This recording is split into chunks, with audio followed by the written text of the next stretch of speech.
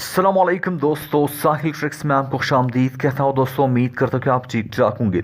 Social media sites पे ये बातें चल रही है कि पाकिस्तान और इंडोनेशिया से आए हुए उम्रा ज़ायरीन को वापस किया जा रहा है, उन्हें हरम शरीफ में जाने की इजाज़त नहीं मिल रही।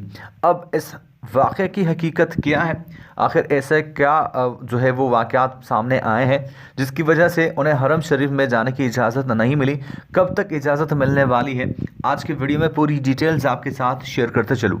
दोस्तों, जैसा कि आपको पता है कि उम्रा का 3rd फेज़ जो है वो स्टार्ट हो चुका है, जहां डेली बेसिस पे 20,000 ज़ायरीन को जो उम्रा अदा करने की सआदत जो है वो हासिल होगी।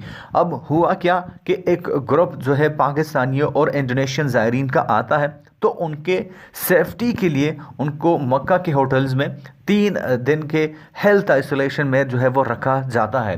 दोस्तों, ये अनाउंसमेंट सामने आया है सबके सेफ्टी के लिए।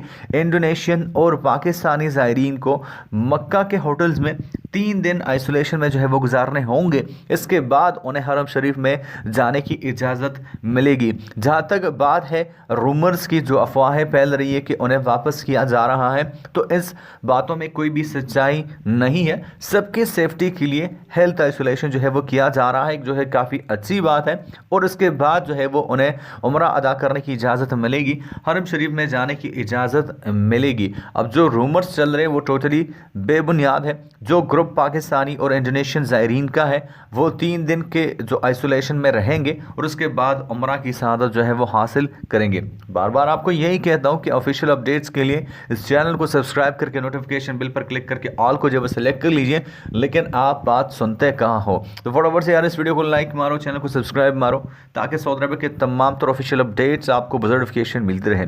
मिलता हूँ आपसे एक नए वीडियो के साथ, तब तक ले दीजिए इजाज़त। अपना ढेर सारा ख्याल रखिएगा, दुआ में याद रखिएगा।